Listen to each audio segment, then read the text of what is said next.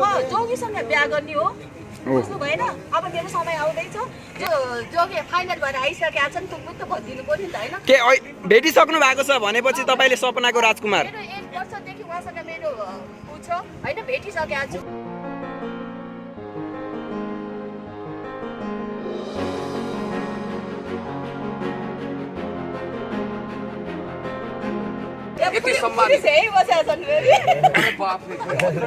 अलिकति एउटा मेरो जिज्ञासा छ जस्तै जेनी दिदीले भन्नुभयो अब म साधु सन्त सबै घर गृहस्थी त्यागेर यहाँसम्म आएँ र म साधुसँग नै अब एउटा वैवाहिक जीवन त अब चाहिँ अगाडि बढ्छु भने यो गिरिपुरी भारती नाथ योगी सन्यासीहरूमा यो परम्परा चाहिँ छैन अहिलेसम्म हेर्दाखेरि चाहिँ तर उहाँ कसरी अगाडि बढ्दै हुनुहुन्छ कसरी यो वैवाहिक जीवन सम्भव छ यो कुरा अलिकति बताइदिनुस् हैन मैले उहाँसँग यसको जवाब चाहे उहाँले जवाब दिनु पर्यो यो पुण्य गौतमको आधिकारिक जवाब होइन मैले जोगी भन्दाखेरि म त्यहाँ पनि गृहस्थी र अनगृहस्थी हुन्छ के भाइ हजुर मैले त त्यतिखेर भनेको त म गृहस्थी हो पछि मैले बिहा गर्छु भने त मेरो लाइफको कुरा छ कसै जबरजस्ती होइन नि त मैले अहिले पनि त आएर सेवा गरिरहेको छु त म मागेर खाएको छैन नि त मैले जे सक्छु मैले त दिएर बसेको छु त यहाँ पनि मैले जे गरेको छु मैले यहाँ त सबैको कल्याणको लागि बोलेको छु त आफ्नो देशको परम्परा भाषा संस्कृति मौलिकता हैन अनि मेरो देशमा हुनु पर्यो गुरुकुल हुनु पर्यो हामीलाई बोल्न आउँदैन त्यो खालि इङ्ग्लिसका पछाडि जान्छु इङ्ग्लिस बोल्न नजाने भने त्यो घरको बेइज्जत भयो हैन यस्ता यस्ता छ अनि कोटी हो भगवानलाई चाहिने पाठ पूजा हरि कीर्तन हैन यस्तो यस्तो हामी त गृहस्थीमा बसेर हो नि त्यो गाँजा खाएर बसिराख्नेले गर्छ यस्ता काम हजुर यो दुई थरीको हुन्छ साधु सन्यासी चाहिँ अब जस्तै तपाईले भन्नुभयो एक प्रकारको चाहिँ यो गृहस्थी हुन्छ एउटा चाहिँ ओमकार उठाएर बिहान र बेलुकी भगवानको सामु भोग चढाएर ओमकार उठाएर त्यो साधु सन्त त्यो तपस्या गर्ने खालको हुन्छ भनेपछि त्यो भन्दा तपाई भिन्न खालको हुनुहुन्छ यो तरिकाले बुझौँ आफ्नो एउटा कुरा बाबु जस्तो हामीले पूजा गर्दाखेरि भनेको हरेक कुराबाट जोगिनु हो हामी घरै छोडेर जोगी भएर बस्ने होइन के फ्यामिली छोडेर जोगी भएको होइन मैले त त्यस्ता जोगीलाई के भन्छु भने घरको फ्यामिलीहरूको लाई बुझ्न नसकेर पाल्न नसकेर हैन अनि उनीहरू आफ्नो जिन्दगीदेखि हार खाएर या त कुनै उनीहरूलाई तनाव भएर कोही अब त्यो प्राय मैले जोगी त्यस्ता भेटेको छु अनि अब कान चिरेका पर्नुभयो तान्ने पर्नुभयो म चाहिँ केही पनि नखाने तपाईँ कानफट्टा हुने रहर गर्नुभयो म चाहिँ कानफट्टा रहर गर्दिनँ फेरि मेरो रहर चाहिँ यस्तो छ एक दिन फेरि गृहस्थीमा जोगीसँग बिहा गर्ने हो बुझ्नु भएन अब मेरो समय आउँदैछ जोगीसँग गृहस्थीमै जाने गृहस्थीमा गएर अनि म जनताको सेवा गर्ने एउटा मैले जिज्ञासा राखेँ यहाँ काम क्रोध मोह मद मात्सर्यबाट मुक्त सन्त वैराग्य योगी जोगी ध्यानीहरू जोगी फड्का साला जता जाला उतै खाला टाइपका भोग्न भकारी पिर्न सुर्ताका एकदम वैराग्यमा पुगेका मुक्तात्मा कति प्रतिशत होला त अब मैले त 85% भने अर्कोलाई 2% पनि छैन जहिले चाहिँ अलि फुट नबोल्न भन्ने कुरा पनि आयो तर म आफै पनि त्यो सम्बन्धमा भएको भएर अलिकति त मैले पनि बचाएर कुरा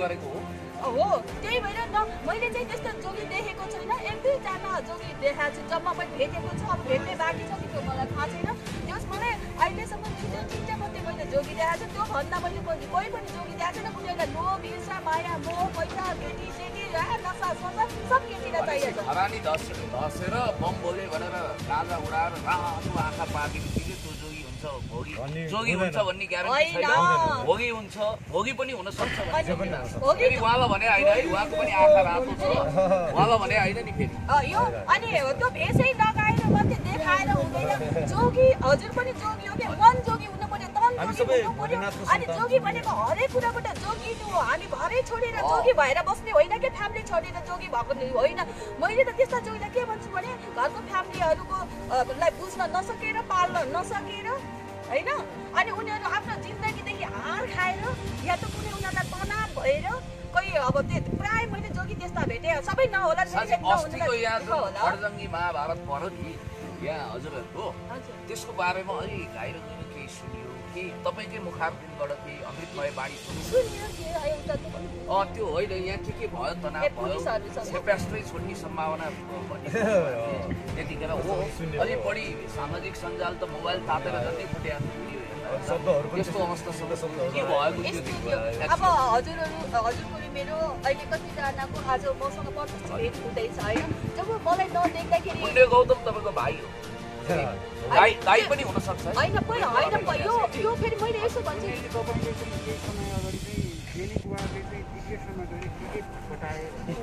डिप्रेसन होइन सरी एक्सट्रिमली सरी क्षमा गर्नु होला मैले नबुझेर होला मैले होइन म त्यो शब्दको जिम्मेवारी लिन्छु। जेलीजीले मलाई अहिले पर्चोट भनेर रातो मुख लगाउनु हो नारी खिचिनु हो भने सरी भनेर दिनु स्वरमा भन्ने औकात राख्छु है म।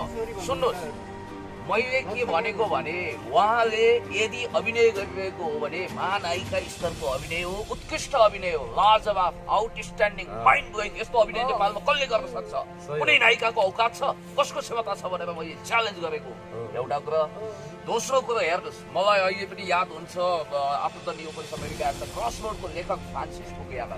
म सस्तो लोकप्रियताको लुतो बनाउँदिनँ। सुन्नुहोस् मैले भनेको के भने उहाँले एक्टिङ गरेको हो भने त्यो सुपर आउटस्ट्यान्डिङ अहिलेसम्म नभएको एक्टिङ हो, कुनै नायिकाले पनि यो गर्न सक्दैन भनेर भनेको।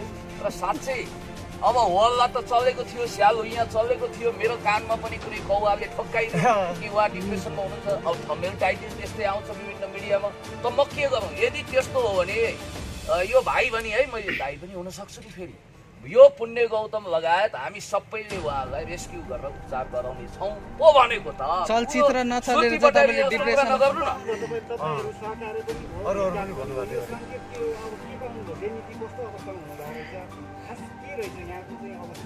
भारत बुनी भन्दा चलाक पत्रकार हुनुहुन्छ, जहाँ पुग्दैन कवि त्यहाँ पुग्छन् कवि भने त सङ्केत के होला त? ल बताइदिनु त। सङ्केत के हो? ल अब पुरा धुनुभयो। ल सुन्नुहोस्, यो एकदम चाउचाउ अथवा चाउमिन उजुल्टिए जस्तो कुरा नगरौँ है। कुरो के हो भने यसको सङ्केत भनेको उहाँले अब जीवनको एउटा नयाँ खालको गन्तव्य तय गर्ने सम्भावनाको रूपरेखा आज कोरियो। किनभने सशरीर भौतिक रूपमा जेनीजीलाई यो पुण्य गौतम भाइ पुण्य गौतमले भविष्यमा भाइ टिका लगाउन सक्ने भाइ हो। म फेरि याद गर्नु होला, भाइ वा दाइजी हो। पुण्य गौतमले नभेटेको थियो, न उहाँ मेरो आमापट्टिको, न मामापट्टिको, न कुनै गोरु बेचेको साइनो छ त छैन नि त। तर यहाँ भेटेपछि हेर्नुहोस्, म जन्म पुनर्जन्म पूर्वजन्मको विश्वास गर्दिनँ, तर आध्यात्मिक मान्छेले के ठहराउलान् भने जन्म जन्मको दाजुबहिनी हो कि क्या होइनहरू भनेर ठहराउन सक्ने आत्मीयता विकास हुनु भएन। चर्का चर्कीको प्रतीक्षामा हुनुभएको तपाईँहरू कोही निराश पनि हुनुभयो होला। चर्का चर्की हुने सम्भावना अझै पनि होला कि भनेर कतैबाट माइक्रोस्कोप पनि लगाएको हुनसक्छ। तर पत्रकार मित्रहरू लगभग आज सम्भावना चर्का चर्की हुने टर्यो है। तपाईँलाई चाहिँ चलचित्र नचलेर चाहिँ तपाईँ डिप्रेसनमा जानुभएको भन्ने कुरा चाहिँ पुण्य सरले भन्नुभएको छ, के भन्नुहुन्छ? नदेख्दाखेरि उहाँले भन्नुभयो के हो त हो कि पनि त उहाँको पनि त कुराहरू ठोक्यो मेरो कानमा भन्ने उहाँले त भनेकै हो। पुलिस बोलाउनुहोस्, केरकार शाखाको हवलदार हो तपाईँहरू, पत्रकार हो, यति सम्मानित। अलिकति एउटा मेरो जिज्ञासा छ, जस्तै जेनी दिदीले भन्नुभयो अब म साधु सन्त सबै घर गृहस्थी त्यागेर यहाँसम्म आएँ र म साधुसँग नै अब एउटा वैवाहिक जीवन त अब चाहिँ अगाडि बढ्छु भने यो गिरिपुरी भारती नाथ योगी सन्यासीहरूमा यो परम्परा चाहिँ छैन अहिलेसम्म हेर्दाखेरि चाहिँ। तर उहाँ कसरी अगाडि बढ्दै हुनुहुन्छ, कसरी यो वैवाहिक जीवन सम्भव छ, यो कुरा अलिकति बताइदिनुहोस्। होइन मैले उहाँसँग यसको जवाब चाहेँ, उहाँले जवाब दिनु पर्यो, पुण्य गौतमको आधिकारिक जवाब होइन। मैले जोगी भन्दाखेरि म त्यहाँ पनि गृहस्थी र अनगृहस्थी हुन्छ क्या भाइ। मैले त त्यतिखेर भनेको त म गृहस्थी हो, पछि मैले बिहा गर्छु भने त मेरो लाइफको कुरा छ, कसै जबरजस्ती होइन नि त। मैले अहिले पनि त आएर सेवा गरिरहेको छु त, म मागेर खाएको छैन नि त। मैले जे सक्छु मैले त दिएर बसेको छु त। यहाँ पनि मैले जे गरेको छु मैले यहाँ त सबैको कल्याणको लागि बोलेको छु त। आफ्नो देशको परम्परा, भाषा, संस्कृति, मौलिकता होइन। अनि मेरो देशमा हुनु पर्यो गुरुकुल हुनु पर्यो, हामीलाई बोल्न आउँदैन, त्यो खालि इङ्ग्लिसका पछाडि जान्छु, इङ्ग्लिस बोल्न नजाने भने त्यो घरको बेइज्जत भयो अरे होइन। यस्तो यस्ता यस्ता छ अनि कोटी हो भगवानलाई चाहिने पाठ पूजा हरि कीर्तन होइन यस्तो यस्तो हामी त गृहस्थीमा बसेर हो नि त्यो गाँजा खाएर बसिराख्नेले गर्छ यस्ता काम। हजुर यो दुई थरीको हुन्छ साधु सन्यासी चाहिँ अब जस्तै तपाईँले भन्नुभयो एक प्रकारको चाहिँ यो गृहस्थी हुन्छ एउटा चाहिँ ओमकार उठाएर बिहान र बेलुकी भगवानको सामु भोग चढाएर ओमकार उठाएर त्यो साधु सन्त त्यो तपस्या गर्ने खालको हुन्छ भनेपछि त्योभन्दा तपाईँ भिन्न खालको हुनुहुन्छ यो तरिकाले बुझौँ। एउटा कुरा बाबु जस्तो हामीले पूजा गर्दाखेरि पिसी वरिपरि घुमेको भए पात्रो पल्टाएर साई जुराएर कुण्डली हेरेर भन्नु होला नि त। सबै आउँछ नि निम्तो आउला नि सुपारी आउला मैले ढाड अस्ति पनि आउला सबलाई भनेको छु यही बाजा बजुवा जन्ती बाजा खानु होला। असत्यलाई कुरा यसपालि त झ्याङ पार्टी सत्य आइसकेपछि मङ्सिरको महिना अब बिहेको लगानी आयो रे भनेर भनिरहेको थियो कि त मङ्सिरमै पो हुने हो कि अब धेरैको यो देशको सुप्रसिद्ध व्यक्तित्व मुकुन्दजीको पनि बिहा हुन बाँकी छ। जेनीजीको बाँकी छ किनभने म त पुरसभार गर्दिनँ हेर्नु धेरै सुप्रसिद्ध व्यक्तित्वहरूको बिहा हुन बाँकी छ। प्रतीक्षाको फल मिठो हुन्छ। मेरो श्रवण शक्ति अलिक कमजोर छ दोहोऱ्याएर भन्नु त।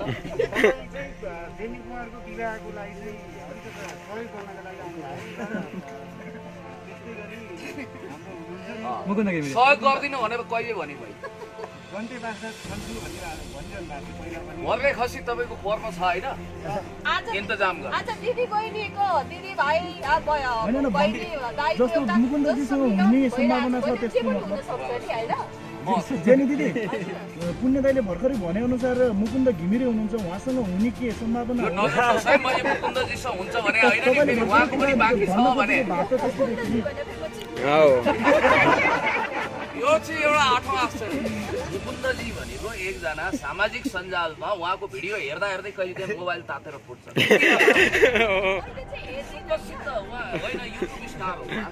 मेरो चाहिँ यस्तो हुन्छ जसलाई मैले हजुरलाई जब रिस उठ्छ तनाव हुन्छ नि त्यो भिडियो हेर्नुहोस् रिफ्रेस म झन् रिस उठ्दैन पानी चिम्लिसकेको छ। मलाई एउटा त रिस पनि हुँदैन तनाव पनि हुँदैन होइन त्यस्तो भए पनि जोगीको लक्षण हुँदैन किनभने अहिले यो अस्ति हजुर रिसाए जस्तो लाग्यो रिसाउनु भयो भने त के धरती नि फाट्ने आकाशै खस्ने सम्भावना हुन्छ।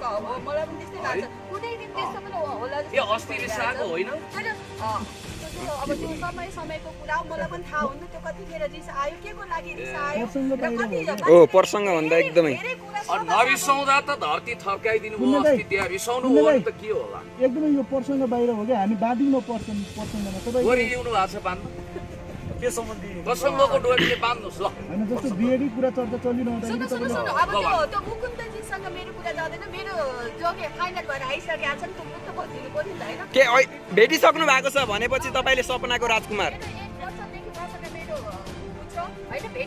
मुकुन्दजी धेरै स्तरीय मान्छे एकछिन के तपाईँ भन्न दिनुहोस् न पुण्य दाइ उहाँको ए होइन यहाँ जाने हो होइन किनभने आज म पनि एउटा साधारण भइसकेको मान्छेले मैले हाई लेभलको अब खोज्दिनँ होइन किनभने